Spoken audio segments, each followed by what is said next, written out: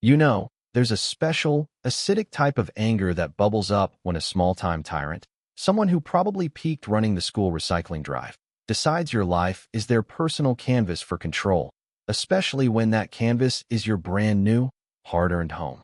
We thought we were buying into the American dream, a quiet slice of suburban heaven called Clover Ridge Estates. But what we actually purchased was a front-row seat to a masterclass in petty tyranny, all orchestrated by a man who looked like a grumpy garden gnome named Frank Abernathy. Sarah, my wife, and we closed on the house in late spring, mid-May, 2022, right after I got that big promotion, and man, we were ecstatic, finally out of the tiny rental and into a home with a yard for our son, Leo, who was 7 and basically a bundle of chaotic energy waiting to explode. We knew Clover Ridge had an HOA, the Clover Ridge Community Stewardship Committee, but we naively figured it was just for maintaining the landscaping, maybe keeping the pool clean, the necessary evil of communal living, nothing major that would infringe on personal space, right? The first few weeks were pure bliss. Unpacking boxes, grilling steaks on the new deck, watching Leo launch himself onto the swing set. But the honeymoon phase ended abruptly with the arrival of the infamous white envelope. It wasn't postmarked, just neatly slipped into our mailbox, official-looking letterhead and all. The first one was polite, almost sweetly passive-aggressive, noting that our new mailbox needed to be painted approved dove gray within 7 days, as the current off-white shade violated the sacred Clover Ridge exterior harmonization mandate. We grumbled, spent an afternoon wrestling with painter's tape and high-grade exterior paint, and complied. We were new, we were learning, we wanted to be good neighbors, even if the exterior harmonization mandate sounded like it was pulled from a dystopian novel. Then came the second letter, slightly colder, citing a minor infraction involving our blue recycling bin being visible from the street on a non-pickup day. An offense apparently worthy of a $50 fine, payable within 10 days, non-negotiable. I remember sitting at the kitchen table, running my hand through my hair, feeling that first prickle of true irritation. "It's plastic, Sarah," I muttered, showing her the notice, a blue bin. "It looks exactly like every other blue bin on the street, except theirs are safely tucked behind custom-built decorative lattices." She just sighed, paying the fine online, noting, "It's not worth the fight, honey. We have enough going on." But the real war, the one that escalated faster than a wildfire, began with the hoop. For Leo's 8th birthday, we got him a top-of-the-line portable basketball goal, the kind with the clear backboard and the big rolling base you fill with sand or water. Our driveway, and this detail is crucial, mark my words. Our driveway is deep, shaped like a wide U, and it's set back a solid 90 feet from the main road, shielded by a dense, beautiful curtain of mature oak trees and privacy hedges. You can't see the house from the street, and you certainly can't see the back corner of the driveway where we tucked the hoop away. It was perfect. Leo could shoot hoops safely for hours. 2 days after we finished assembling it, the white envelope reappeared. This time the letter was aggressive, almost shouting in all caps, "Immediate removal required. Sporting apparatus violation, bylaw 3-D.2. Maintaining community aesthetic integrity." I showed Sarah the letter, and the exhaustion just melted away, replaced by a cold, determined resolve. "This is it," I said, my voice low. "This isn't about curb appeal, honey. This is about Frank Abernathy proving he can tell us what we can and cannot do inside the lines of the property we own." I wasn't going to spend another weekend painting something beige or hiding a piece of necessary equipment. This was my line in the sand. I decided to confront Frank directly at the next HOA board meeting, which felt less like a community gathering and more like a Supreme Court session held in the sterile, fluorescent-lit clubhouse. Frank, a man whose face seemed permanently set in the expression of someone smelling something slightly off, sat at the main table, flanked by 2 equally sour-faced cronies. When my name was called, I walked up, holding the violation notice but keeping my tone polite, controlled. "Good evening, Mr. Abernathy. Regarding violation 3.D.2, the basketball hoop. Can you explain precisely how this portable goal, situated deep within my private, well-screened driveway, is negatively impacting the community aesthetic integrity?" Frank peered down at me over his half-moon reading glasses, giving me that condescending, familiar look that instantly sets my teeth on edge. "Mr. Davies," he drawled, his voice slow and deliberate, designed to sound like reason itself. "The rules are clear. Portable sporting equipment in driveways is unsightly. It lowers property values. We voted on this measure 5 years ago to protect the investments of every homeowner here, including yours." "But, Frank," I countered, pulling out a printout of an aerial view I'd snagged from the county property site. "As you can see here, my driveway is nearly 100 feet deep and completely shielded by foliage. You can't see the hoop unless you're physically standing on my property. That makes it, by definition, not a factor in the neighborhood's curb appeal. I fail to see how your committee has the right to dictate how I use my private, non-visible land." Frank's face tightened, the skin around his jaw turning white. He wasn't used to pushback that came armed with facts. "The rule is the rule, Mr. Davies," he snapped, abandoning the smooth drawl. "It is the principle. You will remove the apparatus, or you will face escalating daily fines, effective immediately, culminating in the placement of a lien on your property." I took a deep breath, meeting his gaze. "Frank," I said, loud enough for the dozen or so attendees to hear clearly, "I will not be removing the hoop. And before you start issuing those daily fines, I strongly suggest you consult with an actual real estate attorney about the legal limitations of an HOA's authority over private, non-visible property. Because if you send one more fine, I won't just file an appeal, I will file a lawsuit. Have a pleasant evening." And I turned, walking out and leaving the suffocating silence of the clubhouse behind me, knowing I had just declared war on the most entitled man in Clover Ridge Estates. I figured the next move would be another white envelope. Maybe the fines would start piling up, maybe a stern letter from the HOA's board, overworked counsel. But Frank, that pettiest of despots, he decided to bypass the usual bureaucratic nonsense and go straight for the jugular, choosing an avenue of attack so wildly inappropriate, so breathtakingly malicious, that it fundamentally shifted the conflict from a neighborhood spat to a full-blown legal crusade. It happened exactly 1 week later, a beautiful, sun-drenched Saturday afternoon. Leo and I were out on the driveway, playing a game of horse, the sound of the ball bouncing and the laughter echoing pleasantly in the dense greenery. Suddenly, a strange sound, the low, authoritative rumble of a police cruiser, pulled up to the curb. It wasn't the regular neighborhood patrol. This was a marked unit, blue and white, lights off, but instantly commanding. An officer, a young man with a serious expression and a perfectly pressed uniform, stepped out and walked stiffly up the long driveway, looking slightly confused by the sight of a 7-year-old and his dad playing ball. "Mr. Davies?" he asked, clipboard in hand. "I'm Officer Chun. I'm here responding to a formal complaint regarding an unauthorized public obstruction, specifically a roadblock on this thoroughfare." I stopped dead, the basketball slipping from my grasp and rolling away silently. A roadblock? I looked at my house, looked at my private, U-shaped asphalt, looked back at the officer. "Officer, this is my private residential driveway. That's a basketball hoop. Where exactly is the roadblock you're referring to?" Officer Chun consulted his clipboard, looking increasingly uncomfortable. "The complaint filed by Mr. Franklin Abernathy states that you have intentionally placed a large sporting apparatus, the basketball goal, on a publicly maintained access road, impeding the flow of traffic, which constitutes a hazard and a misdemeanor obstruction." The shock that hit me was immediate and visceral, a cold wave washing away the warmth of the afternoon sun. I was absolutely floored, speechless for a moment, the sheer audacity of the lie hanging in the air like a noxious cloud. That son of a gun, Frank. He had gone to the police, claiming my private driveway was a public street, using the state's resources, its authority, its threat of force, to enforce his petty HOA rule, all because I had dared to challenge him on his own turf. My initial shock quickly hardened into a focused, icy rage.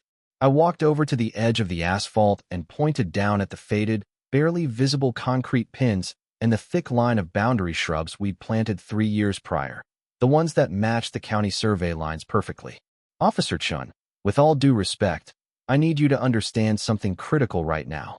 This entire stretch of asphalt, every inch from that shrub line inward, is deeded private property. It is not public access, it is not a thoroughfare, and it is certainly not a public road. Mr. Abernathy lives 3 houses down. He knows exactly where the property line is, and he intentionally filed a false police report in an attempt to harass and intimidate me into complying with a civil HOA bylaw that he couldn't legally enforce. I pulled out my phone, immediately navigating to the county assessor's site, pulling up the digital survey map, the exact one that confirmed the private nature of the land.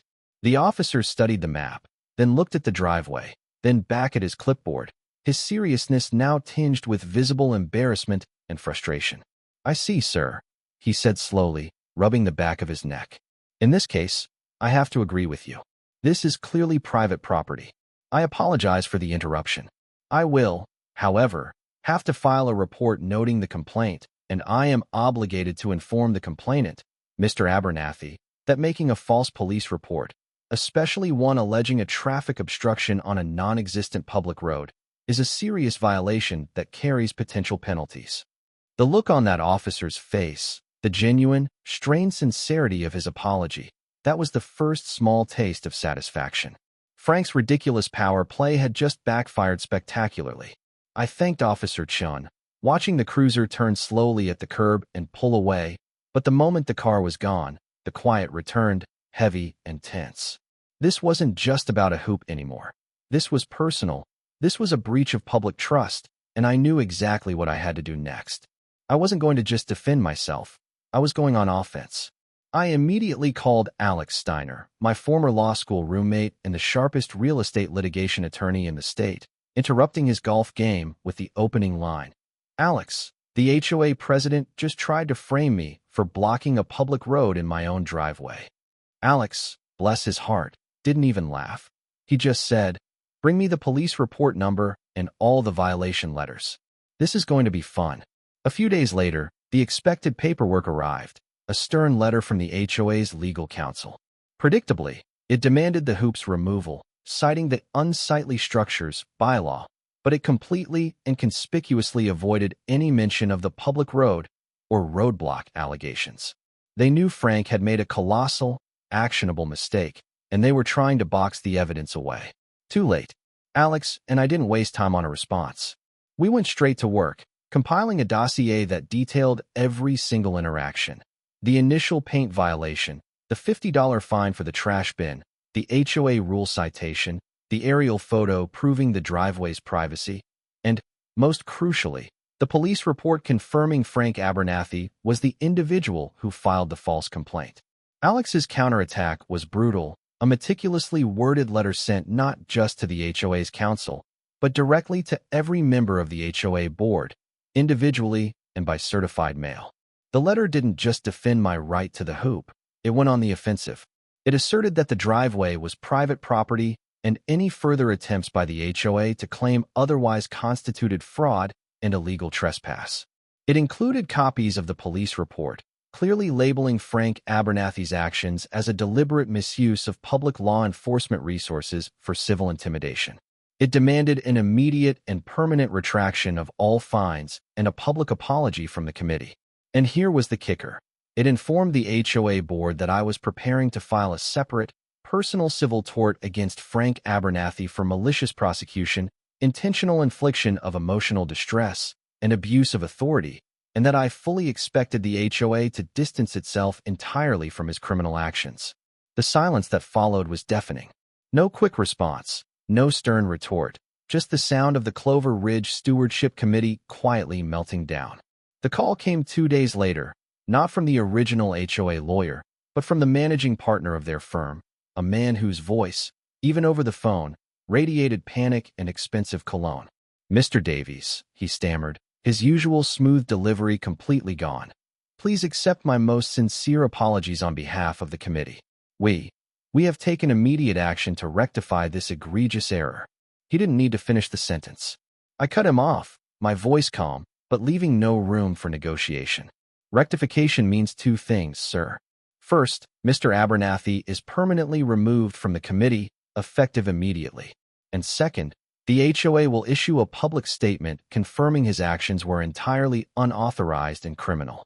If you confirm those 2 actions, I will agree to restrict my lawsuit to Mr. Abernathy personally, sparing the HOA the legal fallout and the associated reputational damage." The managing partner sighed. the sound of a man watching a very large fee disappear. Mr. Davies, I can confirm that Mr. Abernathy has been stripped of all authority, effective immediately, and is no longer affiliated with the committee. We certainly understand why you are pursuing action against him personally, and the committee will not, under any circumstance, offer him any legal defense or objection to your lawsuit. The victory tasted sweet, but it wasn't complete yet. With the HOA officially stepping aside, throwing Frank Abernathy under the bus like a bad spare tire, Alex and I moved swiftly. The civil lawsuit was filed, Davies versus Abernathy, and the list of charges was comprehensive, leveraging every ounce of Frank's petty, pathetic overreach, abuse of authority, defamation, and the core claim of filing a false police report for the sole purpose of civil intimidation. The day of the hearing was the high point of this entire ridiculous saga. It wasn't a huge, dramatic trial, just a small claims-adjacent courtroom, but the emotional weight felt monumental. Frank, representing himself, was visibly shaken and completely out of his depth. He tried to argue his way out, repeating the tired HOA dogma. I was just doing my job, Your Honor, protecting property values, enforcing the principle. Alex, cool and relentless, brought the hammer down. He presented the evidence, a clean, linear narrative of Frank's descent into maliciousness. Exhibit A, the aerial photo of the non-visible driveway. Exhibit B, the HOA's own bylaws that failed to grant authority over internal private space. And the irrefutable nail in the coffin, Exhibit C, the police report confirming Frank's name and the fraudulent claim of a public roadblock. Alex's closing argument was sharp, cutting through the bureaucratic noise and getting right to the heart of the matter. Your Honor, he stated, looking directly at the judge, Mr. Abernathy didn't call the HOA's attorney. He called the police. He weaponized the authority of law enforcement to settle a neighborhood dispute over a basketball hoop. That, Your Honor, is not enforcing a principle. That is a fundamental breach of trust, an abuse of authority, and a malicious act of personal harassment.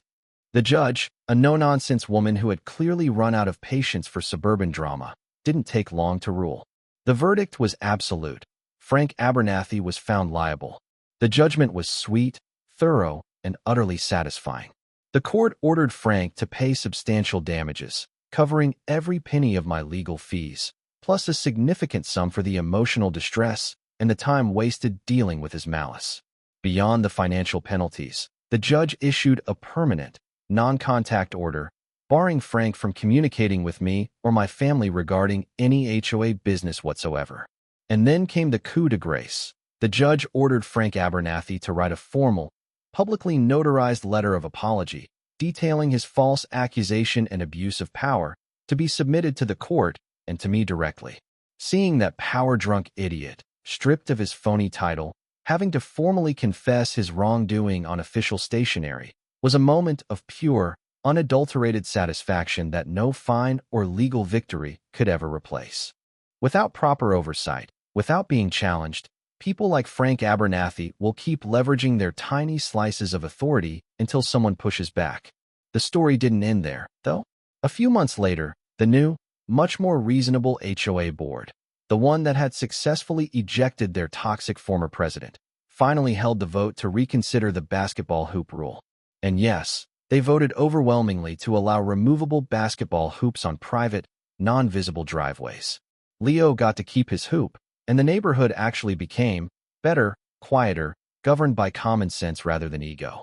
Frank sold his house 3 months after the ruling, quietly moving out of Clover Ridge Estates, a defeated and likely much poorer man. I didn't win $10 million, I didn't get him thrown in jail, but I restored the line between my property and his power. I protected my space, my family, and I reminded a petty tyrant that authority must be exercised with integrity, or it can and will be legally turned back on you. But it does make you wonder, doesn't it? How many people just give up, just paint the door beige and hide the trash cans, just move the hoop, because fighting back is too expensive, too stressful, too hard? Was my pursuit of Frank, personally, righteous justice, or was it just my own form of expensive, drawn-out revenge? I want to hear what you think. Was I right to sue Frank personally and push for total vindication? Or should I have just taken the HOA's initial apology and moved on? Drop your take in the comments below. Let me know if you've ever had to fight back against HOA tyranny. And tell me, what was the pettiest violation you ever received?